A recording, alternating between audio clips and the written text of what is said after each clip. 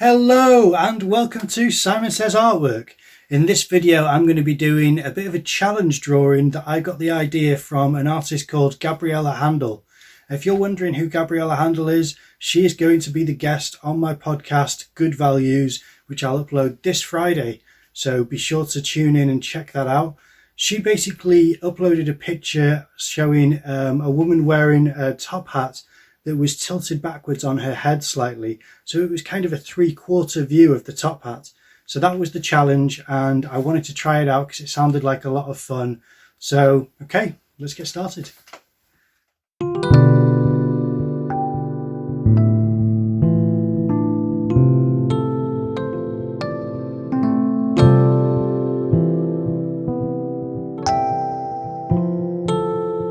Well, back in this university sketchbook, it's my third year uni book, and I'm going through to find a page that I'm happy is far enough away from my hand studies that I can do a challenge. Now this is the drawing which was posted by Gabriella Handel, and I thought if I show that then you can at least see what I'm using and how I'm approaching it.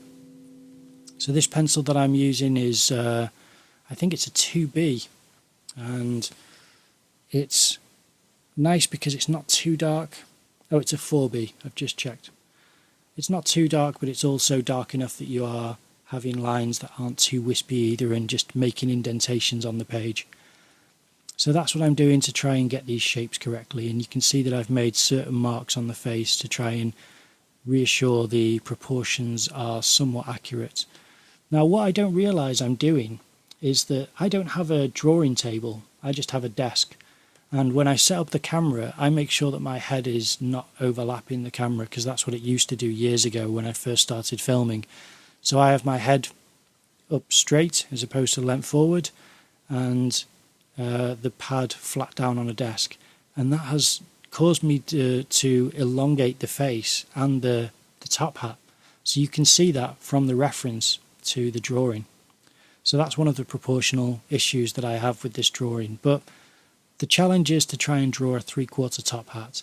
And the shape I still think is quite nice, even though it is definitely elongated from the reference. And everything else that I'm doing is just trying to refamiliarise myself with portraiture. For the last 3 years I've been on a fine art course, which was in a school which does not support figurative work. And I hadn't realised that at the time. I just assumed that you get a rounded education on a fine art course, and I hadn't realised that you should really research the school that you're going to, because their philosophy may be completely opposite to what yours is. And that was the case with the university I attended, which is a shame. You know, I really have lost a lot of my practice that I was working on for portraiture and for drawing from imagination. And instead with university they wanted you to do splashes and splatters and unorthodox things, where they'd prefer you do performance than any kind of portraiture or landscape. So it was something which I was out of practice when it came to portrait studies. So this was quite a welcome return to practicing those types of skills. Now I thought on this I would show not just because the video is time-lapse, I wanted to try and breeze through some of these things because it is just a painstaking process when it comes to being a bit more unfamiliar. But I thought if I show in real time what I'm doing when it comes to how long it takes to actually draw these things, then it might be quite interesting for you to see what happens and what it looks like when it comes to actually doing this type of shading. So this is a real-time section that I slowed down. One of my viewers once mentioned that they'd like to see, or they appreciate seeing, the time-lapse shifting into real-time, and I don't really do that enough, so I thought it would be quite nice if I can include that once in a while in the video. Obviously it's beneficial as well because it does show how long it takes to render things like this, and the strokes as they're occurring, as opposed to a time-lapse which just looks magical, like you're working super fast. And for this top hat it's more a case of trying to build up the tones, and that's what you can see me doing here. I just shade over and over and over again, and in order for it to not be too unnatural I try to ensure that I shade back over certain areas and I don't press down hard because that makes things shiny, and instead what I do is I just continuously shade over and over again, because graphite sits on top of itself. So if you continuously shade over something, it becomes darker naturally. And that's what I do to try and make sure it's a bit more of a smooth transition for the top hat. And it's not perfect, it's certainly not my best work, but it's a good illustration of what I do to try to achieve certain effects when it comes to drawing shapes. And I do try to honour the curvature of the hat, even if it's all going to be quite dark. You want it to have the curve of the top hat, that way any marks that you can see honour that form. Then after that I go back into the face, and once again I go for the darkest areas first, and I think what is the very darkest parts of this face, and it's usually going to be the nostrils and parts of the face which are not catching as much light as others. So you can see in the reference that the eyes are very dark, and underneath the hair on the right hand side it's quite dark there, and the nostrils are always going to be dark, and the mouth is going to have certain bits where shadow is collecting. And then back to the top hat again, doing the brim.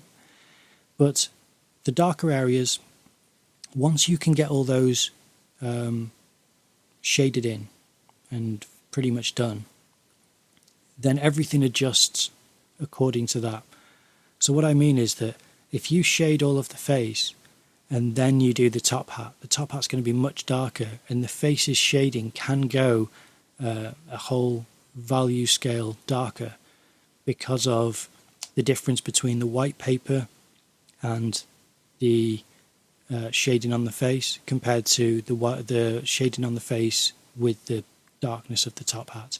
Now if I'd added some kind of shading to the paper so that there wasn't a load of white around it, then everything adjusts again. And that's what I mean, is that you really create an environment and a tonal scale by shading the environment around, and as much as you can to try to make sure that the darkest things are honoured by everything around that being given a certain strength of shadow. So parts of the face, they're not going to be as dark as the top hat, but they're going to be close. Other parts of the face are going to be nowhere near, but they're going to have a scale of their own. The hair is dark, but it's not as dark as the face. It's not as dark as the top hat, sorry. It's not as light as the face. And the hair, you can pretty much tell from the picture, I think it's got a blonde to it. It's not brown hair, it's blonde hair by the looks of it. Even though it's black and white, I can imagine that's blonde hair, and it's just the lighting. Now I could be wrong, maybe it isn't, but that's the impression that I get anyway.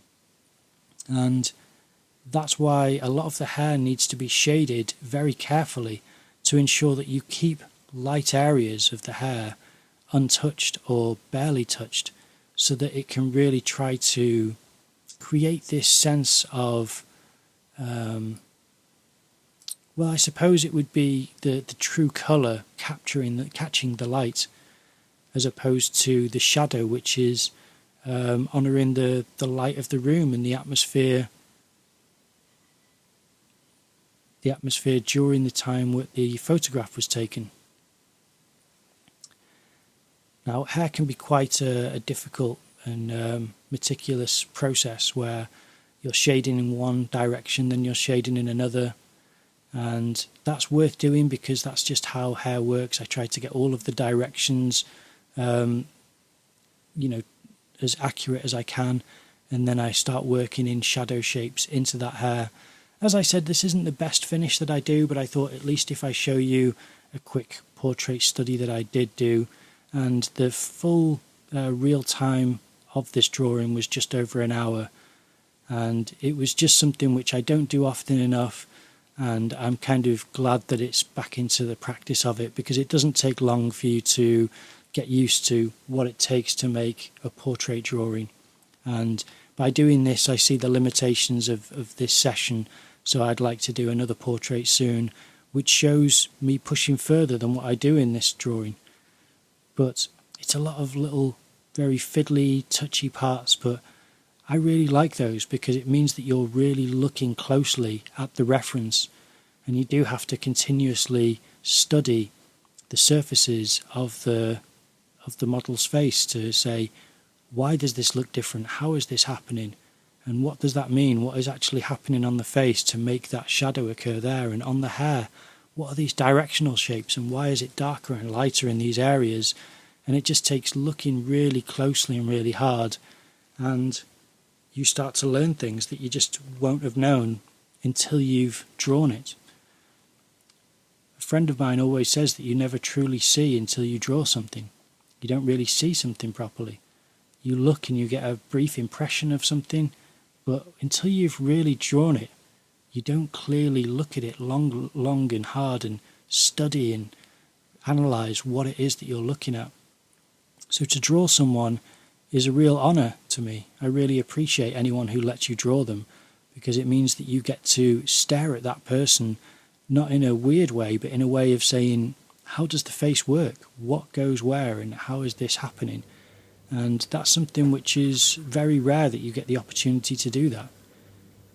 On the odd occasion that I've drawn people in public, I've not had the opportunity to really get a very good drawing of them because they move.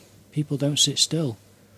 So to have the opportunity to draw a model is, really an honour. And obviously on this occasion it's drawing from a photograph as opposed to a model, but it's still the same sort of practice, and it's still very much an exercise in observation and trying to learn as much as you can in that space of time that you have for the drawing. And when it comes to doing portraits like this, it's a process of making a mark, continuing on, and then sometimes you'll have to go back and adjust that mark. Because as much as it's right at the time, as things develop in the drawing, everything else changes along with it.